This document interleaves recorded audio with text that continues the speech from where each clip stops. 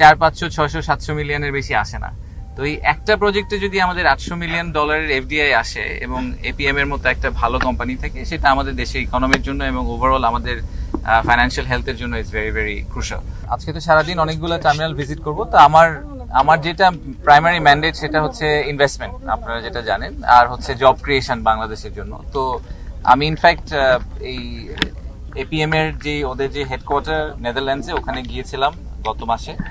তো এবং ওনাদের পোর্টের যে ওনারা তো বিভিন্ন দেশে পোর্ট অপারেট করেন, আপনারা জানেন যে ওনারা ওয়ার্ল্ডের সবচেয়ে one of the biggest port operators.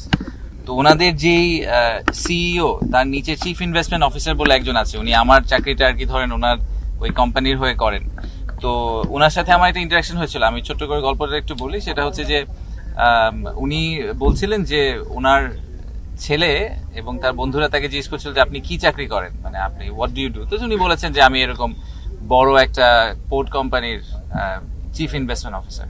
তো এইটা তো আমাদের জেনজির জন্য এটা ইম্পর্টেন্ট না যে আপনি একটা পোর্ট কোম্পানির বড় অফিসার। তো বলছে যে না, তবে আপনি অ্যাকচুয়ালি মানুষের জন্য কি করেন। তো ওইটার এক্সাম্পল হিসেবে ওনারা এত 60টার উপরে দেশে অপারেট করেন, কিন্তু এই সবকিছুর পরে বাংলাদেশে ওনারা এখনো শুরু করেননি, কিন্তু উনি এক্সাম্পল দিয়েছেন বাংলাদেশের। উনি এক্সাম্পলটা দিয়েছেন যে যখন আমরা বাংলাদেশে একটা পোর্ট করার চেষ্টা করছি, সেই পোর্টটা যখন আমি করতে পারবো, যখন আমরা এটা করব, তখন আমরা শুধুমাত্র এটা জাস্ট নট আ পোর্ট, এটা বাংলাদেশের মানুষের হাজার হাজার মানুষের কর্মসংস্থান, তাদের টোটাল ইকোনমির যে ডেভেলপমেন্ট, এই পুরোটাতে একটা এক্সেপশনাল ভূমিকা রাখবে। সো হয়তো ভবিষ্যতের জেনারেশনের পর জেনারেশন এই পোর্টের কারণে নতুন ভাবে চাকরি পাবে, তাদের বাচ্চারা এডুকেশনে যাবে। So this is one journey, যে জার্নির ভিতর আমরা যারা পার্ট হতে পারার সুযোগ পাচ্ছি, আমরা we are becoming part of history. So আমাদের একটা হিস্ট্রি তৈরি করার সুযোগ আছে। আমরা সব সময় বলি যে বাংলাদেশের কিন্তু প্রায় 50% পপুলেশন হচ্ছে গিয়ে 25 বছরের নিচে বয়স, তাই না? সো এটা এত ইউনিক, আপনি পৃথিবীর আর কোনো দেশে এই পপুলেশন পাবেন না। তো তাদের ভবিষ্যৎ যে ভালো হবে, সেটাকে এনশিওর করার কিন্তু একমাত্র উপায় হচ্ছে আমাদের দেশকে একটা ম্যানুফ্যাকচারিং হাব করা, এবং সেটার জন্য port capacity is very important. তো আমার সাথে ওনাদের যে কথা হয়েছে, সেখানে প্রাইমারি যেটা ওনাদের অ্যাসেসমেন্ট, সেটা হচ্ছে যে এখানে এই পোর্টটা করতে, এটা একটা obviously state of the art এবং গ্রিন একটা পোর্ট হবে, এবং এই গ্রিন পোর্টটা করতে ওনাদের রাফলি $800 মিলিয়ন মতো লাগবে। এই পুরাটাই এফডিআই হিসেবে বাংলাদেশে আসবে, এখানে কিন্তু সরকার কোনো $1 দিচ্ছে না, এবং পুরাটাই ওনারা বিদেশ থেকে ফরেন ডিরেক্ট ইনভেস্টমেন্ট হিসেবে আনবে। কনটেক্সট হিসেবে বলি, আপনারা জানেন যে বাংলাদেশের এফডিআই নাম্বারটা কিন্তু খুবই ছোট। আমাদের যেটা জেনুইন ট্রু এফডিআই, যেটাকে আমরা বলি যে একুইটি হিসেবে যে নাম্বারটা ঢোকে, সেই নাম্বারটা কিন্তু প্রতি বছরই আমাদের 400-500-600-700 মিলিয়নের বেশি আসে না।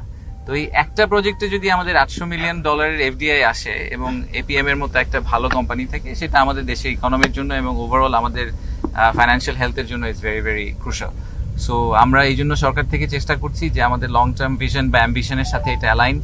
অ্যাট দ্য সেম টাইম এই কোম্পানিটা গ্লোবালি খুবই ওয়েল রেপুটেড, তাদের অপারেশনাল এক্সপিরিয়েন্সও খুব ভালো, তারা ওই নলেজটা নিয়ে আসবে, তারা গ্রিন পোর্টের কনসেপ্ট নিয়ে আসবে বাংলাদেশে, এবং আমাদের আশা হচ্ছে যে এর মাধ্যমে অনেক মানুষের কর্মসংস্থান হবে, এবং অ্যাট দ্য সেম টাইম আমাদের যে ওভারঅল এফডিআই নাম্বারটা, সেই নাম্বারটাতে একটা সিগনিফিকেন্ট স্পাইক হবে। সো এই কারণে আমরা আর কি এই প্রজেক্টটাকে খুবই সিরিয়াসলি, খুবই ডেডিকেটেডলি ট্র্যাক করার চেষ্টা করছি। বিরা থেকে ট্র্যাক করার মূল কারণ হচ্ছে ইনভেস্টমেন্টের পিসটাতে। সো আপনারা প্রায়ই দেখবেন যে আমরা হয়তো এটা নিয়ে কথাবার্তা বলবো, কারণ আমরা ওনাদের সাথে খুব কাছাকাছি একসাথে কাজ করার চেষ্টা করছি। যেহেতু আমাদের এই পুরা লং টার্ম অ্যাম্বিশন যেটা, যে বাংলাদেশকে আমরা গ্লোবাল ফ্যাক্টরি বানাতে চাই, সেটার সবচেয়ে প্রাইমারি ফ্যাক্টর কিন্তু হচ্ছে, বা সবচেয়ে বড় ইনগ্রেডিয়েন্ট হচ্ছে পোর্ট ক্যাপাসিটি। পোর্ট ক্যাপাসিটি না থাকলে আপনি কিছু করতে পারবেন না, এটা তো আমরা সবাই জেনারেলি এগ্রিড। এবং যেহেতু আমাদের পোর্ট ক্যাপাসিটি লিমিটেড, আমাদের পোর্ট ক্যাপাসিটি কিন্তু শুনে মনে হয় যে আমরা 6 গুণ করে ফেলবো, বাট সেই 6 গুণ করার পরেও আমরা ভিয়েতনামের ধারের কাছেও যাবো না। ভিয়েতনামে টোটাল 44 পোর্টস, আমাদের এখানে হবে হচ্ছে গিয়ে 5টা বা 6টা পোর্ট, রাইট?